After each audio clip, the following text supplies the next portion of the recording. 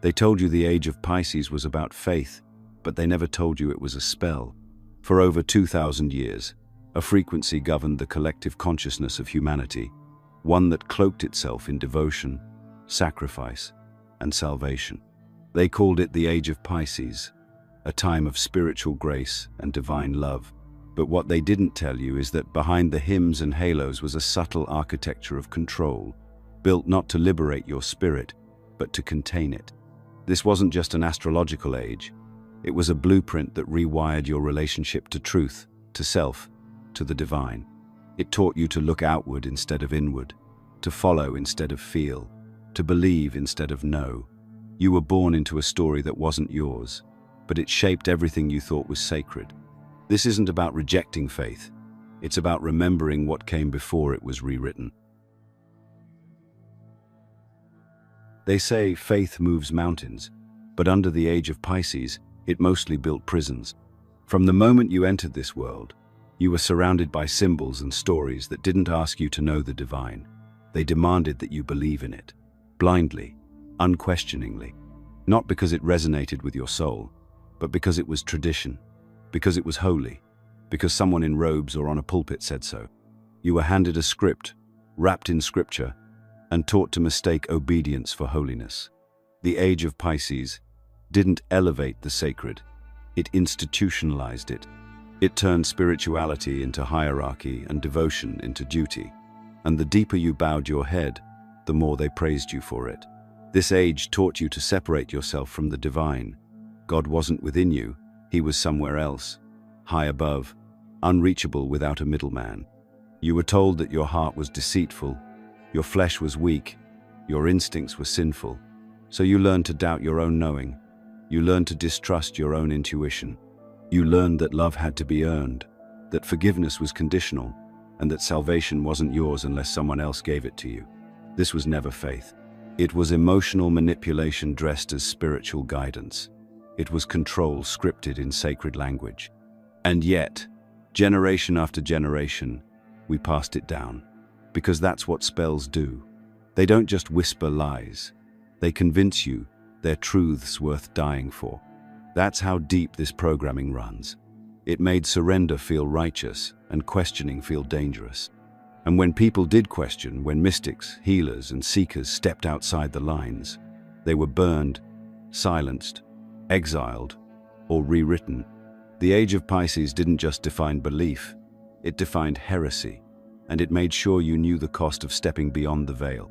The real genius of the Piscean spell wasn't that it forced belief, it's that it made you afraid not to. Because if you didn't believe, what then? Hell? Isolation? Eternal punishment? That's how deep the conditioning runs. You weren't taught to explore truth, you were taught to fear it. And that fear became a cage so subtle, most don't even see it. They decorate it with devotion and call it light. Some truths are too raw for YouTube. Join Insights Academy for deeper insights and get a free copy of the Kybalion, available for a limited time only. Links in the description. This isn't about demonizing faith. Faith is beautiful when it's chosen, not coerced.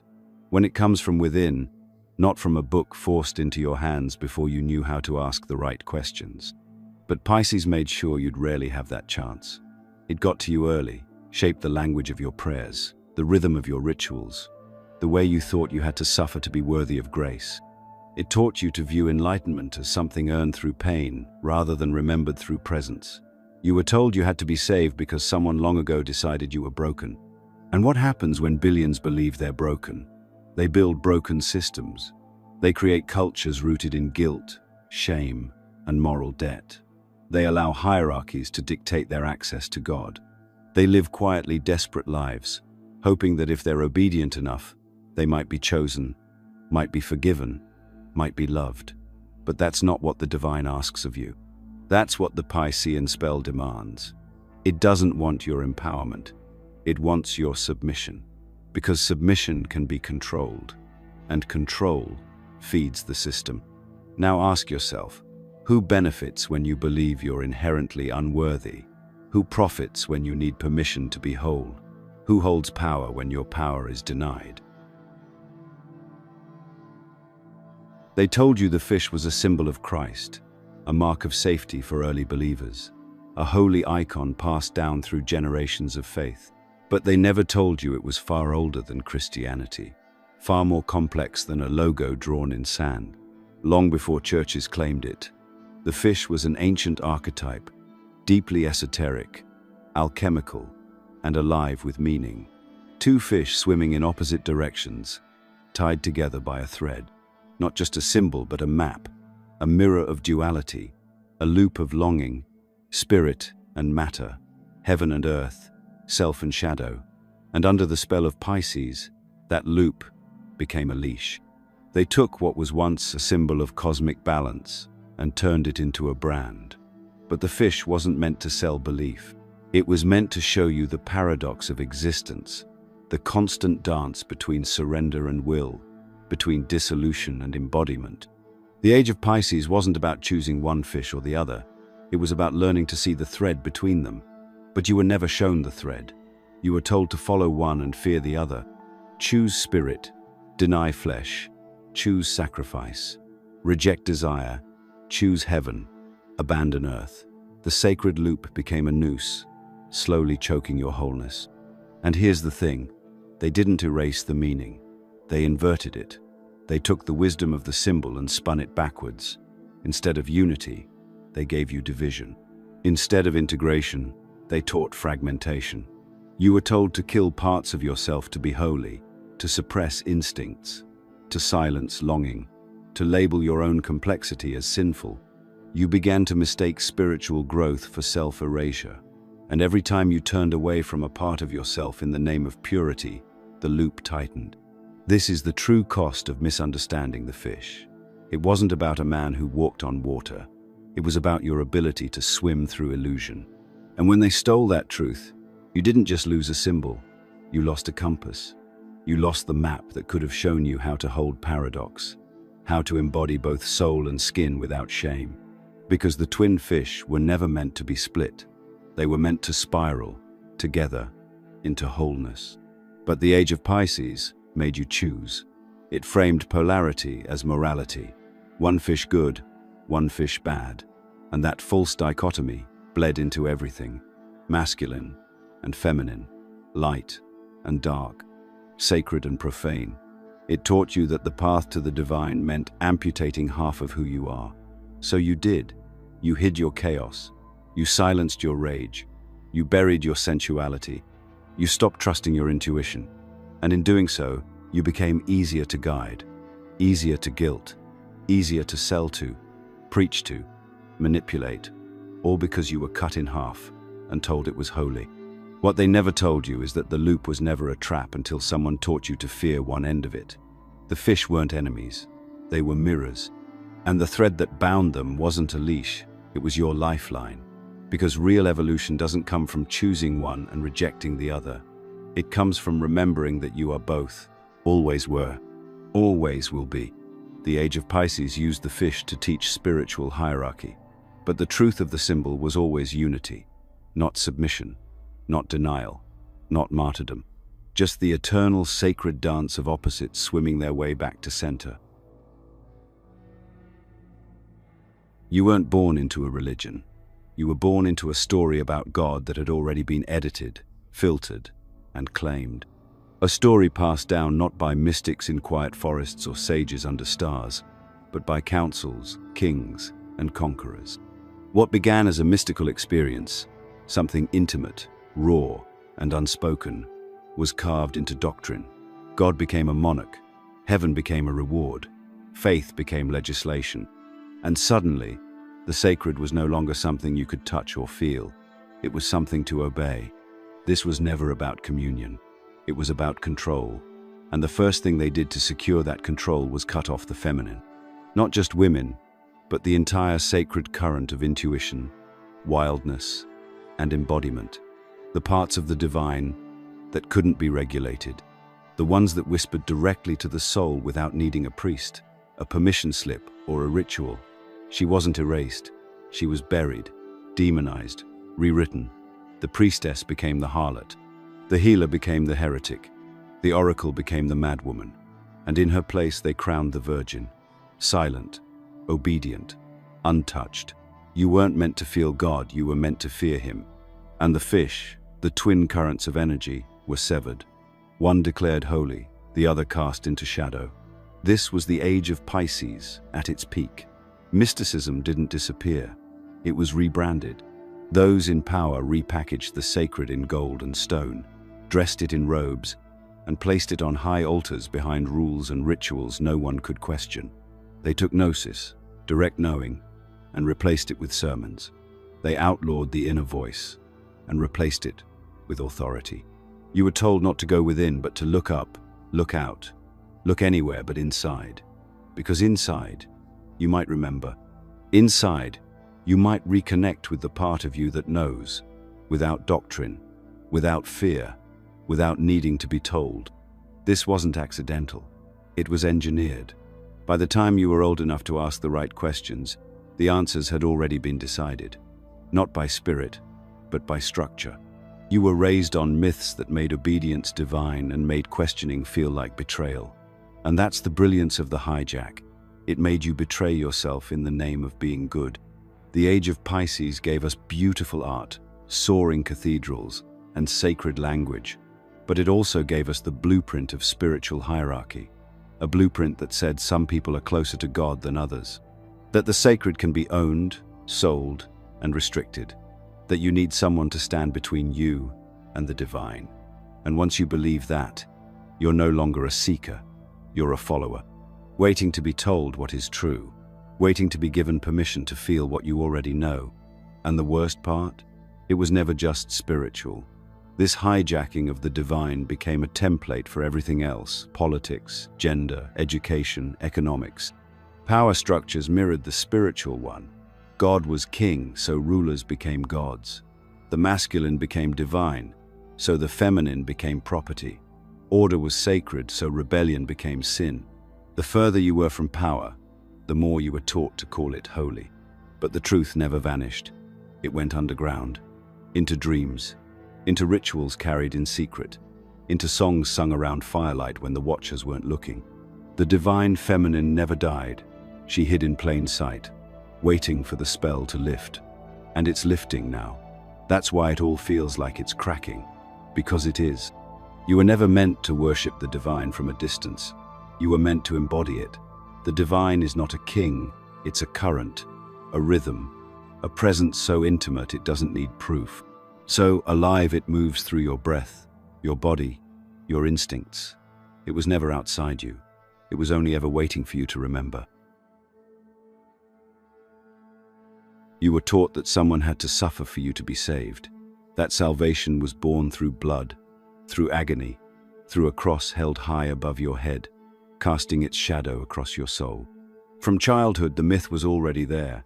The one who suffers is the one who saves. The one who bleeds is the one who's holy. And you, by comparison, are fallen, flawed, and in need of rescue. But what if that entire myth wasn't meant to uplift you? What if it was meant to bind you? The Age of Pisces glorified martyrdom. Pain became a virtue. Humility became self-erasure. You were told that your wounds made you worthy, not because they helped you grow, but because they made you easier to save. The savior myth wasn't just a story, it was a structure, one that taught you that healing comes from outside, that you are powerless, that someone greater, more divine, more worthy, must intervene on your behalf. And just like that, you stopped believing in your own ability to heal. You stopped seeing yourself as whole. You internalized a kind of spiritual inferiority. And here's the trap. It doesn't just keep you looking up to a savior. It keeps you down. It keeps you ashamed. It turns your natural human messiness into sin, and then sells you a cure you'll never quite earn. It implants a subtle narrative into your psyche. You are broken, and only through suffering will you become pure. So you start to wear your pain like a badge. You stay in relationships that hollow you out. You stay in jobs that kill your spirit. You swallow your truth, silence your anger, make yourself smaller, because somewhere deep down, you believe that sacrifice equals love, that enduring pain equals growth, that salvation is earned through obedience and pain. This complex runs deeper than just spiritual doctrine. It shows up in your day-to-day life. How many times have you betrayed yourself because you thought it made you a good person? How many times have you ignored your needs to be seen as worthy? That's the savior complex in motion. You become your own oppressor, constantly trying to prove you deserve a light that was already yours. It's not just about waiting for someone to save you. It's about being taught that you're not allowed to save yourself. That self-trust is arrogance. That self-love is selfish. That power is dangerous. And if you do try to rise, if you begin to reclaim your voice, your body, your knowing, the conditioning kicks in. You feel guilty. You feel like you're betraying something sacred. That's how deep the wiring goes. The system doesn't need to punish you. You punish yourself. And all of it, the guilt, the shame, the denial of self, it keeps you in a loop. You suffer. You seek redemption. You suffer again. But what if the pain wasn't meant to be glorified? What if it was just meant to be healed? What if the only real blasphemy is believing that you are anything less than whole? The savior complex doesn't just harm the self. It distorts your relationships too. It makes you chase people who mirror the same pattern. You seek out those who need fixing, or those who promise to fix you. You get caught in loops of codependence masquerading as spiritual connection. You call it love, but it's really just a reenactment of the same story. Someone saves, someone suffers, and both lose. But the divine doesn't want your suffering. It doesn't require your pain. It doesn't need your perfection. It wants your presence, your wholeness, your truth. The idea that you must be broken to be loved isn't holy. It's a lie, a very old, very profitable lie. And when you finally see it for what it is, something begins to shift. You stop asking to be saved. You start remembering you were never lost. You stop worshipping the one who bled and start healing the places in you that believed you had to bleed too. The Age of Pisces made pain sacred to keep you from remembering that joy is revolutionary, that wholeness is your birthright, that no one was ever meant to die for your light, because your light was never missing. It was only hidden beneath the weight of a story you were told to carry. She was never meant to be erased. She was meant to be feared, because the sacred feminine, raw, untamed, intuitive, embodied, is the one force no structure can contain. And that's exactly why the Age of Pisces tried to bury her, not just in texts and temples, but in you, in your instincts, your cycles, your knowing, your voice. She was too fluid to regulate, too non-linear to fit into doctrine, too powerful to be owned. So they rewrote her story. They painted her as temptation, chaos, danger. They stripped her of her wisdom and left only caricatures behind. The virgin, the whore, the witch, and made sure none of them could speak without consequence. This wasn't just misogyny, it was metaphysical warfare. Because the feminine isn't gender, it's a frequency, a way of being, a way of knowing. It lives in everyone, not just women. It's your connection to the unseen, to the earth, to your own body. And Pisces, for all its poetic devotion, made that body suspect, made the earth something to transcend, made the mystery something to tame. The feminine was fragmented and then commodified.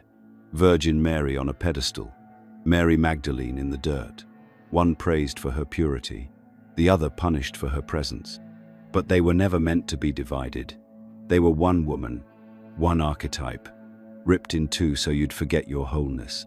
In every tradition that survived conquest and colonization, you'll find remnants of her, the goddess hidden in plain sight, the priestess encoded in story, the serpent coiled in silence, waiting.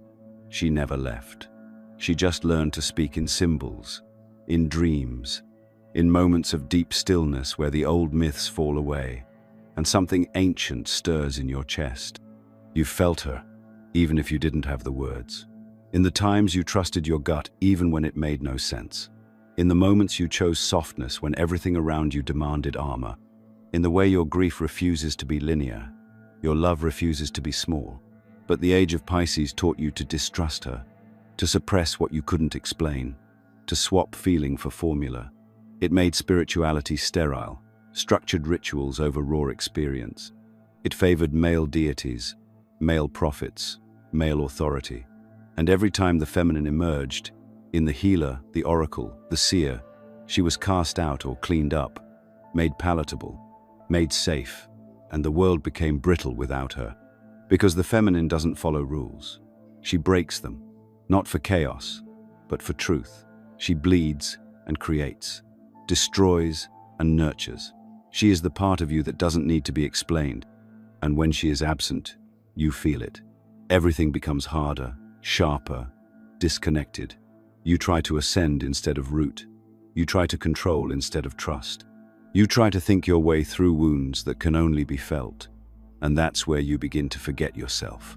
Because without the feminine, your soul becomes hollow, not gone, but muted. What they didn't tell you is that the rise of the masculine wasn't meant to be domination, it was meant to be balance. But instead of integration, the Age of Pisces enforced separation. Masculine without feminine, logic without emotion, control without surrender. And that imbalance became the foundation of a world that looks spiritually devoted on the surface, but is starved at the core. A world where faith is preached but not embodied, where love is conditional, where power is something you chase, not something you are. But here's the turning point. The feminine is rising again, not because the stars say so, but because you say so. Every time you choose intuition over instruction, every time you honor rest in a culture of hustle, every time you trust your feeling, your flow, your truth, you resurrect her. And when she returns, she doesn't just restore balance, she restores memory. She reminds you that the sacred isn't in the sky, it's in your skin, your voice, your breath. The Age of Pisces didn't kill the feminine, it just made you forget. But forgetting is not the same as losing, because what lives in the bones cannot be erased. It waits, it watches, and when the moment comes, it rises. They sold it to you as the age of love, of compassion, of higher faith, but underneath the stained glass, beneath the incense and sacred chants, something colder was moving. A subtle system, a psychological blueprint. Pisces wasn't just about spiritual ideals, it was about shaping human behavior. And the tools it used weren't swords or laws, they were stories, symbols, silence. This wasn't peace, it was programming. From the outside, it looked divine, a civilization shaped by grace and salvation. But look deeper, and you'll find a code embedded in every hymn, every sermon, every prayer. The code said, trust authority, deny your instincts, fear your own power. You were taught to revere obedience as faith, to see surrender as virtue, and to mistrust the part of yourself that questions. This wasn't a passive age, it was an age of deep psychological design. It didn't just ask for your devotion, it trained your nervous system to comply. Every time you bowed your head, sat still in church, repeated a creed you didn't fully understand, you were learning something, not just about belief, but about yourself. That silence was safer than expression. That submission was safer than truth. That someone else knows better. And that pattern didn't stay in the temple. It followed you into school, into your relationships, into the quiet compromises you made just to be accepted. Pisces didn't just shape religion, it rewired your sense of identity. You learned to hide the parts of yourself that didn't fit the script. The boldness, the rage, the questions, the pleasure, the knowing. And when you suppressed them long enough, they began to feel wrong, dangerous. So instead of trusting yourself, you outsourced your truth. You looked to doctrine, to systems, to saviors, all while carrying a sense of guilt for simply existing as you are. That's not love, that's conditioning. And it worked. Because the most effective form of control is the one you don't even notice. Pisces didn't program you to feel trapped.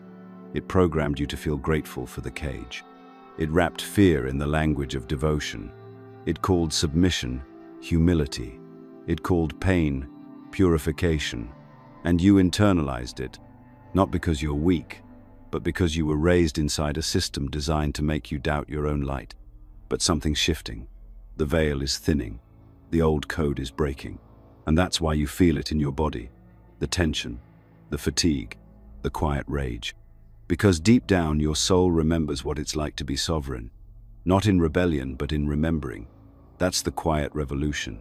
You're not fighting back, you're waking up. And waking up doesn't mean burning everything down. It means seeing clearly. It means choosing truth over tradition. And it means recognizing the systems of control that were disguised as care. You don't have to demonize Pisces. It wasn't all shadow. It gave us art, mysticism, poetry, compassion. But it also gave us programming disguised as peace. It asked us to sacrifice our individuality for unity, our fire for faith, our wildness for worth.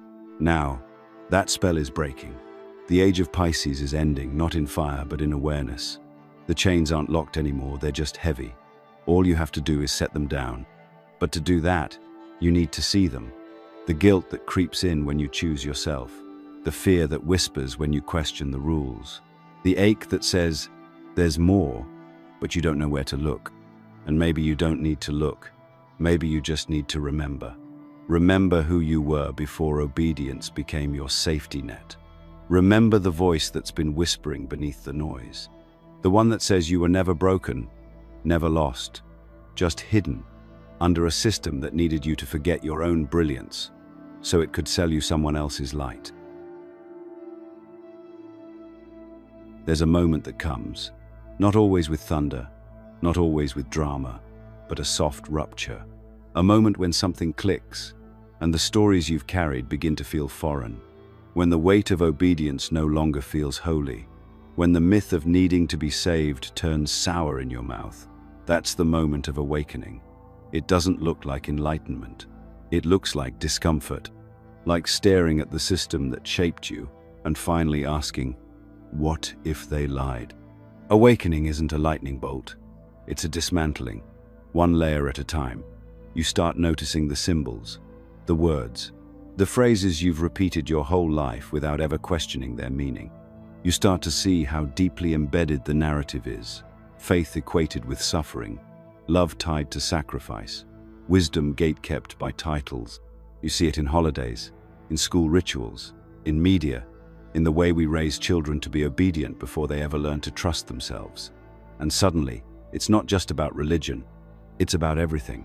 Because once you spot the spell, you realize it was never just cast in temples, it's woven through culture itself. This is the veil lifting. And what it reveals is not just the distortion of the Age of Pisces, but the power it kept hidden from you.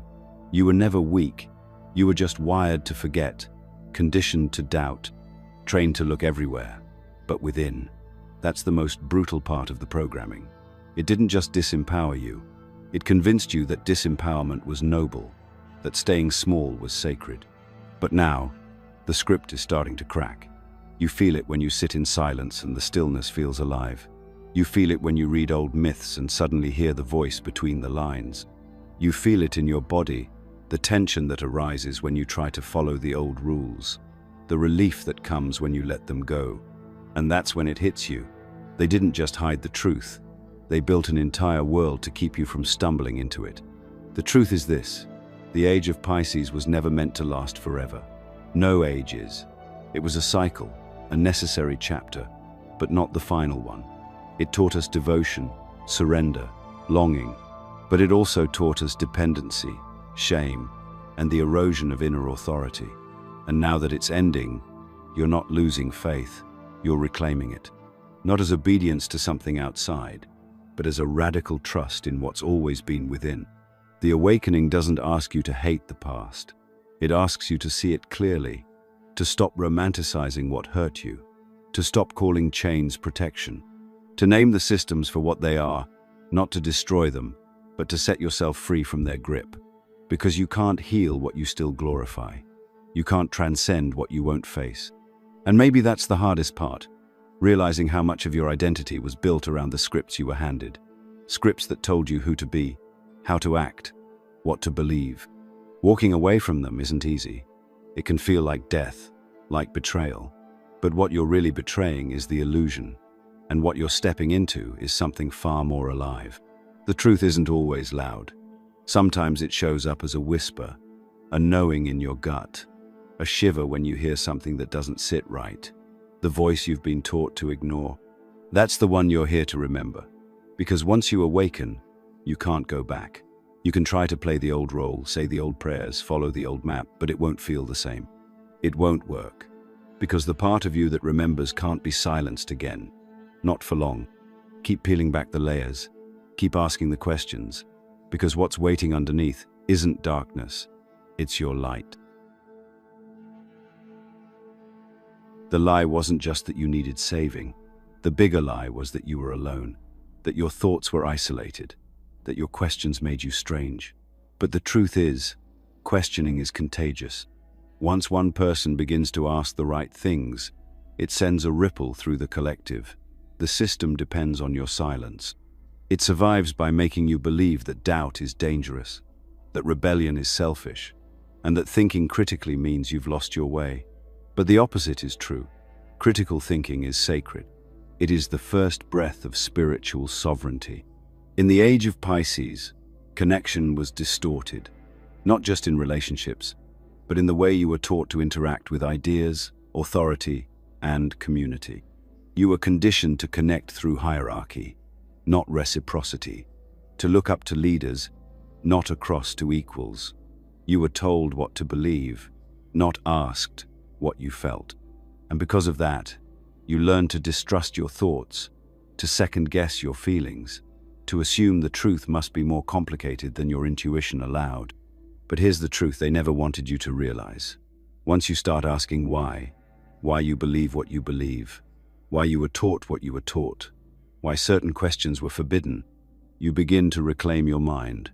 You take back the very thing the Age of Pisces subtly conditioned you to hand over. And in doing so, you begin to reconnect, not just with your own inner truth, but with others on the same path. And that's when the real threat to the system begins. Because one awakened mind is powerful, but a network of awakened minds, that's unstoppable. That's how old paradigms collapse. Not through war, but through awareness. Not through chaos, but through connection. And this connection isn't just philosophical, it's energetic. When you speak your truth, when you share what you've unlearned, it resonates. It activates others who've been sitting silently with the same questions, waiting for permission to voice them. The Age of Pisces taught spiritual isolation, that your journey was solo, that truth was personal, that awakening was something you had to do alone. But that's another distortion. True awakening isn't solitary, it's shared. Not in dogma, not in echo chambers, but in brave, uncomfortable conversations that strip away illusion and shine light on what was buried. And yet, the system is smart. It doesn't just keep you silent, it keeps you divided. It thrives on the illusion of difference. Belief systems become battle lines. Doctrines become cages. Communities fracture because we were trained to defend our beliefs more fiercely than we ever defended each other. That's not spiritual evolution. That's strategic separation. A population divided by belief is easier to control than one united by truth. But you can feel that's changing. You can see it in the eyes of strangers who say just enough to let you know they see it too. You can feel it in the online comments, in whispered conversations, in circles of people who are no longer afraid to think out loud. These connections, these moments of mutual recognition, are what will carry us into the next age. Critical thinking isn't just mental, it's spiritual. It's the act of peeling back the lie to reveal the soul underneath. It's how we move from programmed obedience to conscious living. And it's how we restore what the Age of Pisces tried to erase, the power of the individual within the collective. Because when we begin to think freely, we begin to speak differently. And when we speak differently, we begin to live differently. And from there, everything shifts. We don't just exit the old system, we replace it with conversations, with curiosity, with consciousness.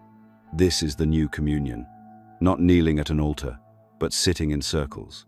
Not repeating a creed, but asking questions that shake the foundation. Not seeking salvation, but co-creating a new truth that honors both the individual and the whole. That's the real sacred act. Not worshipping the light in someone else, but sparking it in each other. You were never here to be perfect. You were here to remember. and not the version of remembering they gave you, where you recall only what was sanctioned, edited, repackaged as tradition. No, this remembering goes deeper. It's cellular, an echo through your body reminding you of a time before the scripts, before the systems, before salvation was sold as the price of being born. In the wake of Pisces, now that the veil is lifting, you're being asked to redefine not just what you believe, but why you exist. Because if the Age of Pisces taught you one thing, it was that your worth had to be earned. That purpose was a title. That success was sacrifice. That the highest thing you could aspire to was to be good, quiet, devoted, and always just a little ashamed of your desires. That version of purpose was designed to keep you striving for a prize that was always just out of reach, worshipping goals that were never really yours, mistaking the applause of others for a sign that you're on the right path. But none of that was purpose. That was programming. Success isn't status. It's not how closely your life matches the blueprint handed down to you by your culture, your religion, your family. Success is alignment. It's how often you hear your own voice and choose to listen. It's how radically you live from the inside out. And that's terrifying to the old system, because when you stop chasing their idea of greatness, you start creating your own. You become unpredictable. You become free. The truth is, your purpose was never supposed to be a job title, a career path, or a trophy. Your purpose is your presence. It's the energy you bring to every interaction, every room, every conversation. It's the choice to live awake in a world that profits from your numbness. It's choosing authenticity over approval, even when your voice shakes, even when your hands tremble. It's knowing that you are not here to fit in. You are here to remind others how to stand out. This redefinition isn't about abandoning responsibility. It's about shifting from obligation to embodiment, from "what should I do?" to "what feels true." It means you stop measuring your life by outcomes and start measuring it by integrity, by how much of your soul is present in your choices. It means you stop asking for permission to be real. And if you've made it this far, if something in your bones is saying yes as the illusions crumble around you, then this is your invitation to go deeper, to receive what can't be said here. Because some knowledge is too raw, too sacred, to be spoken openly. That's why we created Insights Academy, our free newsletter where the veils come down. Sign up now through the link in the description. And for a limited time, you'll receive a free copy of The Kybalion, a book that's not just information, but initiation. You see, the world doesn't change because a few people scream louder. It changes because many people begin to live quieter truths with unwavering clarity. And it spreads, not through conversion, but through resonance. When people see you standing in your power, they remember theirs.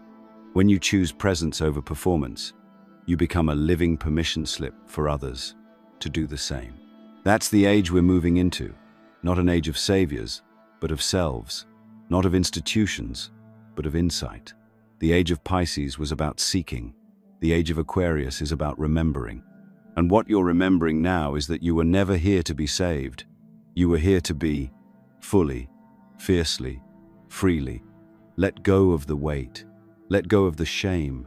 Let go of the story that says you must suffer to earn your worth. You were never meant to carry someone else's cross. You were meant to carry your own light. Not as a burden, but as a beacon. If this video resonated with you, let us know by commenting, "I understood it."